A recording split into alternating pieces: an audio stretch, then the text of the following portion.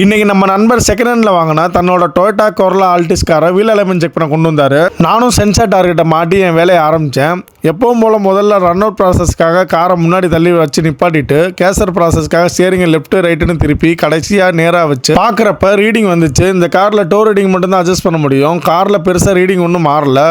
சரின்னு ஸ்டேரிங்கை நல்லா ஷேக் பண்ணி நேராக வச்சு ஸ்டேரிங்கை லாக் பண்ணிவிட்டு காரை ஆஃப் பண்ணிட்டேன். டோர் ரீடிங் ரைட் சைடில் மட்டும் மாறி இருந்ததால் இந்த ரைட் சைடு என்ட்ராட அட்ஜஸ்டபிள் ஸ்பானர் போட்டு லூஸ் பண்ணி ரீடிங்கை அட்ஜஸ்ட் பண்ணி கொண்டு வந்து டைட் வச்சேன். இப்போ ரீடிங்கும் ஓகே ஆகிடுச்சு. கஸ்டமர் செகண்ட் ஹேண்ட் கார் வாங்கியிருந்ததால் இந்த காரில் வேறு எதுவும் பிரச்சனை இருக்கான்னு செக் பண்ணேன். அப்போ தான் பேலன்ஸ் ராடு புஷ் ஷேக் ஆகிறது தெரிஞ்சுது. இந்த மாதிரி ஷேக் இருந்தால் கார் சின்ன பள்ளத்தில் விட்டாலும் பயங்கரமாக சத்தம் கேட்கும். அதோட டயர் விட்டு விட்டு அடிக்க ஆரம்பிச்சிடும். நல்ல வேலை ஒரு வழியாக நான் அதை செக் பண்ணி பார்த்து சொல்லிட்டேன். அதோட ரைட் சைடு ட்ரைவ் ஷாஃப்ட் ஆக்சலும் ஷேக் ஆச்சு. அதையும் மெக்கானிக்கிட்ட செக் பண்ண சொல்லிட்டேன்.